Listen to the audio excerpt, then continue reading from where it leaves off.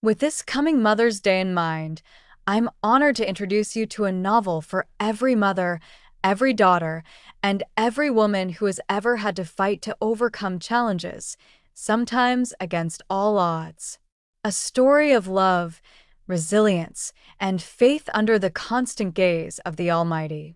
This is the story of Isabel, a young au pair in a billionaire household who fell in love, was cast out for reaching above her station, and faced an unexpected pregnancy she nearly ended before choosing, at the very last minute, to keep her child. 28 years later, that child has become one of the top heart surgeons in the country. And now, by God's design, the man who once destroyed Isabel's life needs the very surgeon her son has become. Let's begin Chapter 1. And God Was Watching, by Marabella Ashcroft. Chapter 1. A Heart Worth Saving. The heart monitor sang its steady rhythm. Another victory. Dr. Jonah Mitchell stripped off his surgical gloves, the snap of latex sharp in the quiet operating room. Outside the hospital windows, Boston settled into evening, city lights beginning to pierce the fading twilight. Inside, under harsh fluorescent brightness, he was only a man washing blood from his hands. 28 years old, and he'd already held a dozen beating hearts, coaxed them back from death's edge. Today, a valve repair on a businessman who'd spent 60 years chasing money instead of health. Jonah had rebuilt the tiny failing door in the man's heart. Given him time, it was the only currency that mattered. He scrubbed under his nails, methodical. The water ran too hot, turning his skin pink. He liked it that way. Purifying. His phone vibrated against his thigh. He ignored it. Probably Romy, his fiancée, asking about dinner. Or his mother, checking if he'd eaten. Everyone called her RJ, and she'd probably text again in 5 minutes if he didn't respond. The ordinary threads pulling at him beyond these walls. The vibration came again. Insistent. He dried his hands and checked the screen. A Boston number he didn't recognize. Cold dread threaded down his spine. He couldn't explain why. Just instinct, the kind that had saved lives in critical moments. He answered, "Dr. Mitchell." Dr. Mitchell. The voice was older, male, polished with old-world formality. "My name is Arthur Green. I serve as butler for Mr. Alastair Blackwood." The name meant nothing. Another wealthy Boston name among thousands. "How can I help you, Mr. Green?"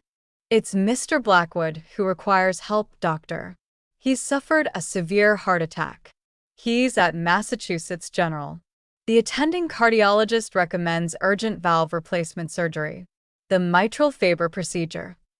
Jonah leaned against the cool lockers. The mitral Faber was his specialty. The one he'd pioneered modifications for. The reason hospitals called when their own surgeons hesitated. "I'm listening." "Mr. Blackwood's condition is delicate. He's 75. There are complications. The family has been informed that you're the best surgeon for this procedure. Perhaps the only one." 3 cardiologists reviewed his case this morning, Arthur continued. 2 of them named you without being asked. The third said there was no one better within 1,000 miles for this specific complication. The attending physician at Massachusetts General agreed. "You were not our first call, doctor. You were the only call left to make." The family. The words carried weight. Jonah had met many families in waiting rooms, their faces carved with desperate hope.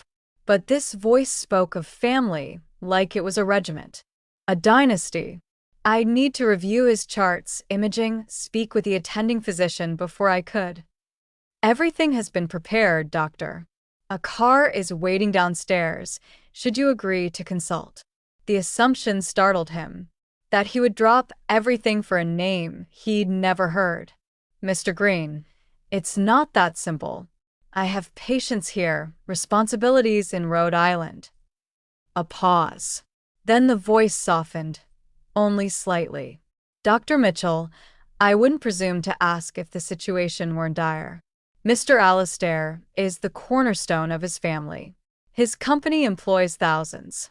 Without this surgery, he won't survive the week. With it, there's a chance. I'm not asking as a butler. I'm asking as a man who has served this family for 40 years and who believes some lives create ripples that must not be allowed to still. The plea was unexpected, authentic. It cut through clinical distance. This wasn't a board member recruiting talent. This was an old man afraid for someone he loved. Jonah saw his reflection in the glass locker door. Tired eyes. The permanent crease between his brows that RJ called his thinking line. He saw a surgeon, a man who fixed things. What was the point of being the best if you only used it when convenient? He let out a long breath. Send the files to my secure server. I'll review them tonight. I can be at Mass General first thing tomorrow for a consultation. No promises beyond that. The relief on the other end was almost tangible. Thank you, doctor. The car will remain at your disposal. The files are being transmitted now. And Dr. Mitchell? Yes. The family is grateful. More than you know. The call ended. Jonah stood in the empty scrub room, the ghost of the heart monitor's song still in his ears. Blackwood. He rolled the name around in his mind. It tugged at something vague, formless. A shadow at the edge of memory. He shook it off and headed for the parking garage. The drive from Boston to his home in Rhode Island usually cleared his head. Tonight it didn't. The files had arrived before he left the hospital. He'd pulled them up on his tablet at a red light and immediately regretted it. Complex case. High risk. Exactly the kind that kept him awake at night, turning over possibilities, calculating odds. By the time he pulled into his driveway, darkness had fallen completely. The house was a small colonial on a quiet street. Nothing fancy. He'd bought it with RJ 2 years ago, and his mother Isabel had moved in 6 months later after selling her apartment. The three of them under one roof, somehow making it work despite different schedules and personalities. He found them both in the kitchen. Isabel at the stove, stirring something that smelled like heaven. RJ at the table, law briefs spread around her laptop, red pen in hand. This was home. This was the life he'd built. "There's my doctor," RJ said, standing to kiss him. She was beautiful in that effortless way that still caught him off guard. Sharp mind, sharper wit, and a smile that could make him forget his own name. Long day. He had first seen her in a mock trial at Harvard Law. He had no business being there. He was a medical student. But the door to the trial advocacy class was open, and Professor Aldridge waved him in without a word. She was on her feet cross-examining a witness. Jonah sat down and forgot where he was supposed to be. She was precise, relentless. She found the weakness in every answer and pulled on it gently until the whole thing came apart. Professor Aldridge, who never smiled during sessions, smiled twice. Jonah came back 7 more times that semester. On the 8th visit, she was waiting outside the door. "You're going to have to buy me dinner," she said. "It's only fair. I've been performing for you for 2 months." He laughed. She smiled. The real one, not the courtroom smile. He had been trying to deserve that smile ever since. "You could say that." "Sit," Isabel commanded, not turning from the stove. "Dinner's almost ready." He obeyed, sinking into a chair across from RJ. His mother moved around the kitchen with practiced efficiency. At 48, she was still striking, graceful. But there was something in her bearing, some careful dignity, that spoke of old wounds carried quietly. She'd raised him alone. Never talked about his father except to say he was gone before Jonah was born. They'd lived in Canada when he was young, helped by a retired senator's family. She'd worked 3 jobs to give him opportunities, pushed him toward medical school even when money was tight. Everything she'd done was for him. He owed her everything. So, what's the emergency? RJ asked, gathering her papers. You're doing that thing where you're here, but not here. He pulled out his phone, scrolled to the files. Got a call tonight. High-profile case. 75-year-old patient needing emergency valve surgery. Complex. High risk. When do they want you? Tomorrow morning. Massachusetts General. Isabel's wooden spoon stopped mid-stir. One beat, then continued, the rhythm slightly off. Massachusetts, she asked, her voice carefully neutral. Boston area. The patient is someone important, apparently. Some guy named Alistair Blackwood. The spoon clattered to the floor. Jonah was on his feet instantly, crossing to his mother. She'd gone pale, one hand braced against the counter, the other pressed to her chest. Mom? What's wrong? She stared at him, eyes wide. Shocked. No, not shocked. Terrified. Isabel. RJ was beside them now, hand on Isabel's shoulder. I'm fine, Isabel whispered, but her voice shook. Just dizzy. It's nothing. You're white as paper, Jonah said, guiding her to a chair. Sit down. She sat, but her hands trembled in her lap. He'd never seen his mother like this. She was the strong one, the unshakable one. But right now she looked like she'd seen a ghost. Do you know that name? He asked quietly. Blackwood. She closed her eyes. When she opened them, they were glassy with unshed tears. It's an old name, she finally said. From Massachusetts. I heard it a long time ago. It surprised me, that's all. She was lying. He knew his mother's every expression, every tone. This wasn't surprise. This was fear.